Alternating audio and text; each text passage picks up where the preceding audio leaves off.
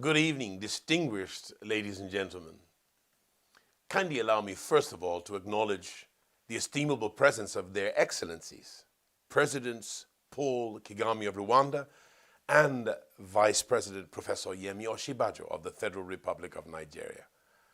I would also like to thank Forbes for the great honor accorded by nominating me for the award of the most influential personality in Africa for the year 2021 and for inviting me to deliver this keynote address entitled Leadership and Philanthropy. It is a most encouraging award given the backdrop of the work that we do, as well as the attendant challenges of that work. The work of a pastor is transformational, and that underscores the difficulty, because transforming one human is an arduous task. Transforming a congregational mass is Herculean, and transforming a continent requires one to be a believer in the extraordinary. I believe in the extraordinary. The reason the work is difficult is because humans are not mere biological entities. They are a convergence of genetics, cultural and psychological conditioning, history, nativity, and emotions. Continental transformation requires lifelong transgenerational commitment, and it requires exemplary spiritual and intellectual leadership. By calling, therefore, a pastor is a transformational leader, and all this at the local level. Were the challenges of Africa entirely local, the work would be easier, but the context in which the African exists is as important in the work of transformation as the internal dynamics of the individual. Sometimes the political architecture of Africa compounds the difficulty of transformational work. There is famine, denudating poverty, there are environmental challenges, political ineptitude, as well as the unfortunate mismanagement of resources. So the problem lies in the atypical philosophy of leadership often adopted here on the continent because, my friends, there is a difference between lordship and servant leadership. There are two critical virtues a leader must have in his arsenal: management skills on the one hand and a humane heart on the other. If a leader has management skills but lacks a caring heart, the leader will merely run a government but will fail to lead a people into nationhood and the greatness of the potential of that nation. On the other hand, if a leader has a wonderfully caring heart but lacks management skills, the leader will do enormous damage to the economy and the polity. A philanthropic disposition ought to accompany managerial skills. The leader should be able to manage resources and also be compassionate. Therefore, leadership and philanthropic disposition are two sides of the same coin. A one-sided coin is never legal tender in the affairs of men. Both sides of the coin are necessary. David, the 10th century BC servant leader, was said to have guided the people with skillfulness of hands and the integrity of his heart. Heart and skills are two critical components of leadership. Leadership is therefore the combination of gray matter and red blood corpuscles. Often, the problem is that the institutions of the world dimension people simply as mere statistics. The result is the imposition of ruinous economic policies leading to a rise in GDP but a fall in gross domestic happiness. However, at the end of the day, the goal of governance ought to include the security and the welfare of its people. These principles should determine the allocation of resources. For example, social services must always be prioritized. It is a long-term venture, especially the investment in education. The returns in education typically take 25 to 30 years to mature. It is therefore not in sync with the short-termism of the political calendar, which is calibrated in most climes in 4-year cycles. Ideally, leadership and the philanthropic outlook to governing policy ought to always be inseparable. There are necessities the state must supply and investments that the state ought to make.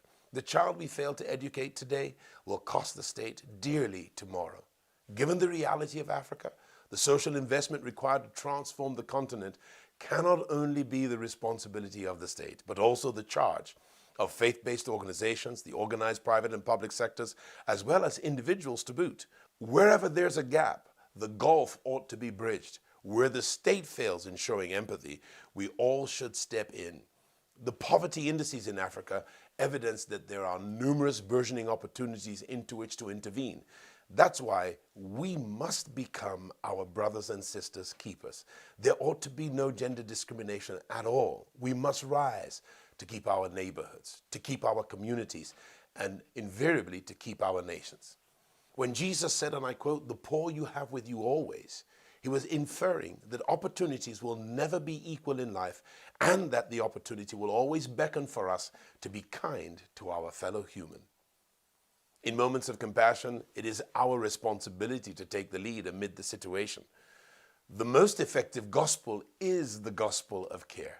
The maxim suggests that people do not care about what we know until we know that they care. Philanthropy is in our corporate and individual self-interest. As the African adage goes, and I quote again, the lone rich man living on a street full of beggars will soon become a very poor man. Philanthropy guarantees security, and it is Africa's informal social security system. If it fails, society fails. If society fails, civilization degenerates.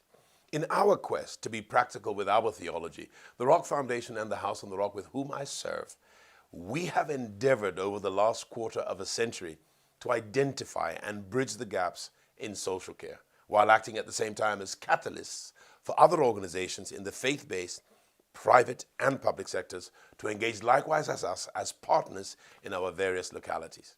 The focus of our philanthropic endeavors has been wide and varied. We have provided healthcare, education, prisoners' welfare, infrastructural support for disenfranchised communities, including the prisons. We have provided skills acquisition for the artisan class, which make up about 30% of most economies, women's empowerment for the women, critical support for widows, and the rehabilitation of gang members known in our climes as area boys, in other climes as Crips and Reds. And also we've given medical interventions such as our work in creating the Ebola Containment Trust Fund, and more recently, equipping and supporting interventions to ameliorate the COVID-19 scourge in Nigeria. The needs are many, and when there's a failure of political leadership, the need for philanthropy becomes much more crucial.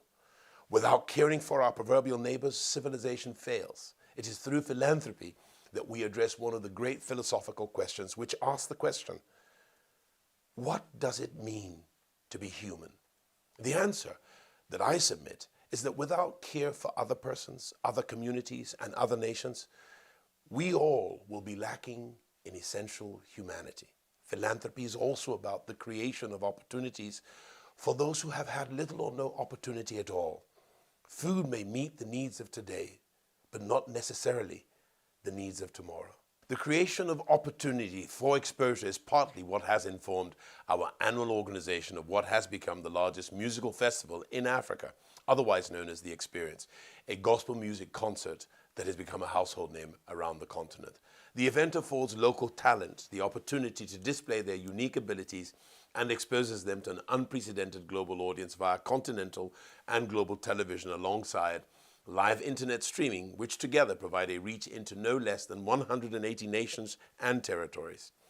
The experience also gives opportunity for African American participants to connect with their African roots, while other visitors of European and Asian stock have an opportunity now for rapprochement with African history and African culture.